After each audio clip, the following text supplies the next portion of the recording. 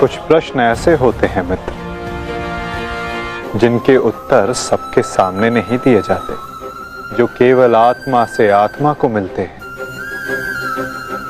अब समय थम गया है, पूछो, क्या प्रश्न है तुम्हारे मन में?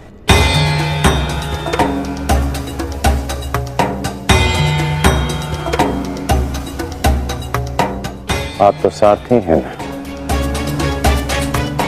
अपने रथी का मन पढ़ लेते हैं, तो पढ़ लीजिए। मैं पहले भी कह चुका हूं मित्र, मुझे तुम्हारे मुख से सुनना अच्छा लगता है कि सबकी आत्मा एक है। यदि ऐसा है माधव, तो शरीर को जाति के बंदरों में क्यों बांधा जाता है? क्यों गुरु द्रोण ने मुझे जाति के नाम पर शिक्षा नहीं दी? मैं केवल और केवल राजकुमारों को ही शिक्षा देता हूं। विश्व के इतने घातक अस्त्र होने के पश्चात भी रणभूमि में क्यों मुझे प्रदर्शन करने से रोका गया? तुम्हें द्वंद्व की अनुमति कदापि नहीं मिल सकती। अर्जुन कुरुवंशी है, अर्जुन क्षत्रिय है, अर्जुन राजकुमार है, और तुम केवल एक सूत पुत्र हो। सूत पुत्र। क्यों हर बार मेरे कौशल को सूत पुत्र कहकर दबा दिया जाता है?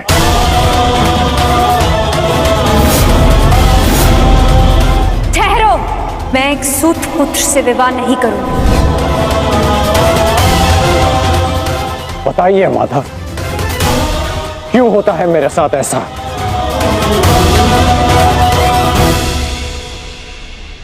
क्योंकि तुम विशेष थे कर्ण, क्योंकि भाग्य ने तुम्हें परिवर्तन के युद्ध का योद्धा चुना। और जो विशेष होते हैं उनकी परीक्षाएं भी विशेष होती हैं। जो अग्नि बुझाने का प्रयत्न करते हैं उनके हाथ भी जलते हैं मित्र। तपाया स्वर्ण को जाता है ताकि वो कुंदन बन सके, ना कि ताम्र या लौह को।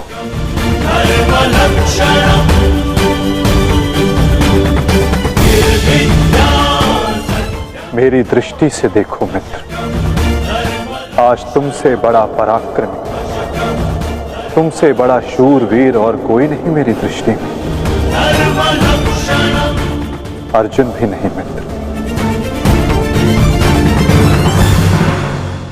परिवर्तन की चिंगारी जो तुमने संसार में लगाई है मित्र, वो एक दिन सूर्य बनकर समस्त संसार को अलौकित करेगी, संसार को आशा देगी। परंतु मेरे जीवन में आशा की किरण आप थे माधव, आप मेरी प्रेरणा थे। फिर क्यों अन्याय किया आपने मेरे साथ? आप तो जानते थे ना कि मैं सूत पुत्र नहीं हूं। फिर क्यों सदा मेरे और अर्जुन के द्वंद्व को रोका आपने? और आज भी युद्ध भूमि से दूर मुझे आप यहां ले आए। क्यों धर्म के रथ पर बैठकर आपने अधर्म का बाण चलाया? क्यों माधव?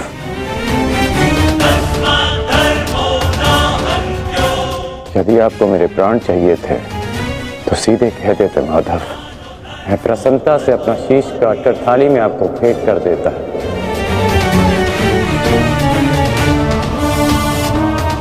क्यों ये छल किया आपने?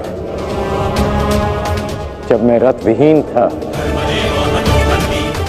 तो क्यों मुझ पर प्रहार करवाया?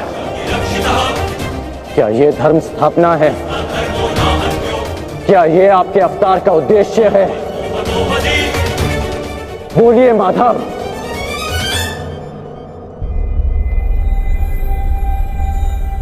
आप उत्तर क्यों नहीं दे रहे हैं? अर्जुन से पूर्व मैं आपका रथी था, आप मेरे सारथी थे। और आप ही कहते हैं ना कि सारथी रथी का मन पढ़ लेता है। तो आज क्या हुआ? आपको मेरे प्रश्न पता है, फिर उसके उत्तर क्यों नहीं दे रहे हैं आप? बोलिए।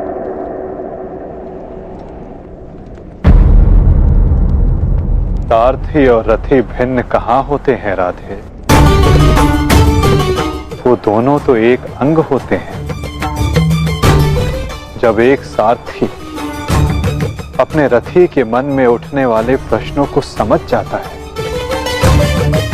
तो क्या रथी को अपने प्रश्नों का उत्तर अभी तक नहीं मिला?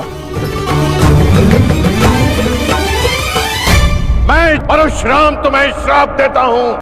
जिस समय तुम्हें इन दिव्यास्त्रों की सबसे अधिक आवश्यकता होगी, उस समय तुम इसके अनुसंधान की विधि भूल जाओगे। ब्रह्मास्त्र का आवाहन भूलने पर भी तुम्हें भान नहीं हुआ मित्र कि ये सब क्या है और क्यों हुआ?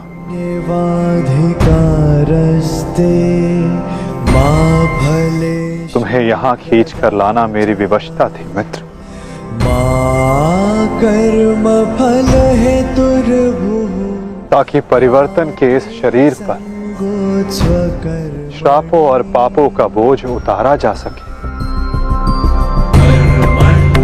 मैं प्रारब्ध बदलना चाहता था मित्र, किंतु दुर्भाग्य समय प्रबल है। तुम्हारे वचनों के कारण, श्रापों के कारण और पापों के कारण इस वर्तमान स्थिति में आना ही पड़ा कर्ण। वचन और श्राप, इन दोनों का बोझ मैं समझता हूं, परंतु पाप, मैंने कौन सा पाप किया माधव? परिवर्तन की चाह रखना, क्या ये पाप है? अपने गुरु के विश्राम को भंग न करना, क्या ये पाप है? अपने मित्र की सहायता करना, जिसने सदैव मुझे सहारा दिया, क्या ये पाप है?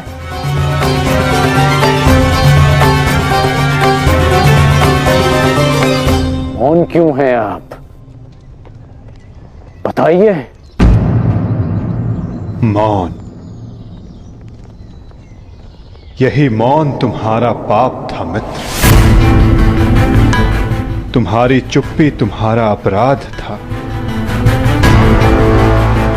पांचाली के वस्त्र हरण पर तुम्हारे शस्त्रों का मौन रहना अपराध था मित्र। होश में आओ दुर्योधन, तुम्हारा प्रतिशोध पूर्ण हुआ, मत करो यह अनर्थ। प्रतिशोध तो अभी आरंभ हुआ है मित्र, और अब इसके मध्य में तुम्हें भी नहीं आने दूंगा।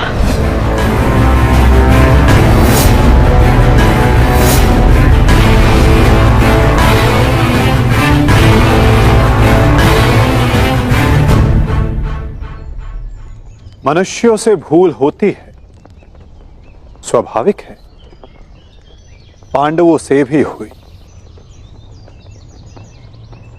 किंतु वो मौन नहीं रहे।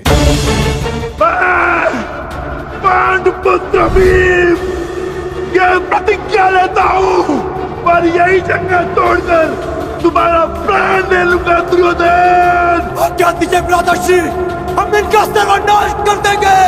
हाँ ज्येष्ठ, या तो हमारे प्राण ले लीजिए, जब हमें इनके प्राण लेने की आज्ञा दीजिए। अधर्म के विरुद्ध उन्होंने स्वर उठाया और इसी कारण मुझे उनके पक्ष में जाना पड़ा मित्र, और तुम मौन रहे, इसलिए मैं तुम्हारा साथ नहीं दे सका मित्र। संसार को दुष्ट आत्माओं के उपद्रव ने जितनी हानि नहीं पहुंचाई, उससे कहीं अधिक हानि महात्माओं के मौन ने पहुंचाई है मित्र।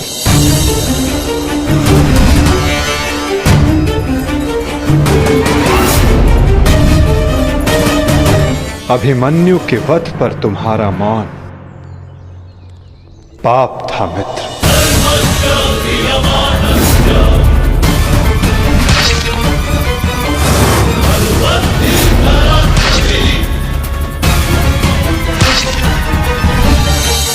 दुर्योधन के हर उठते स्वर पर तुम्हारा दबता स्वर अन्याय था।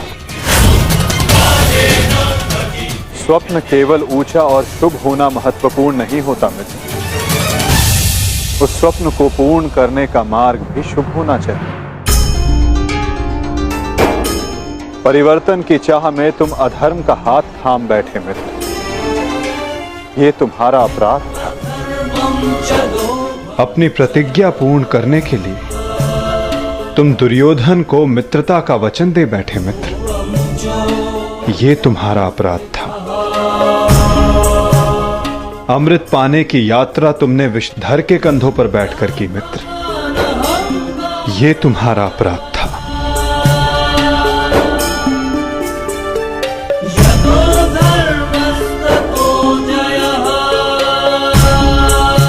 समय बहुत कम मनुष्यों को संकेत देता है कि उनका चुना गया मार्ग अनुचित है। मैंने भी तुम्हें कई बार संकेत देने का प्रयास किया मित्र,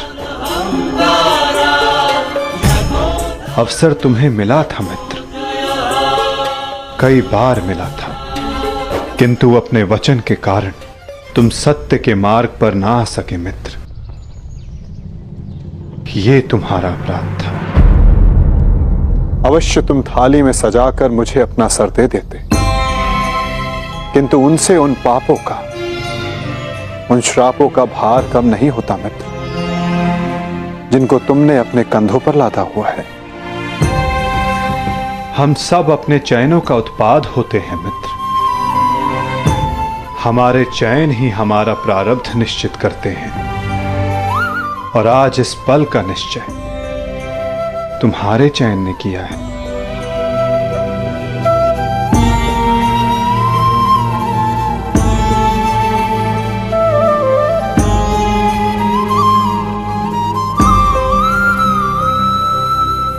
और मुझे देखो मित्र, मित्र के रूप में मैंने तुम्हारा चयन किया, इस कारण इस पीड़ा का भागीदार मैं भी बन रहा हूं। मैं तुम्हें सदा शांति देना चाहता था मित्र, तुम्हें इस जन्म में हर पाप से मुक्त कर देना चाहता था मित्र, इसलिए मैं तुम्हें यहां खींच कर लाया।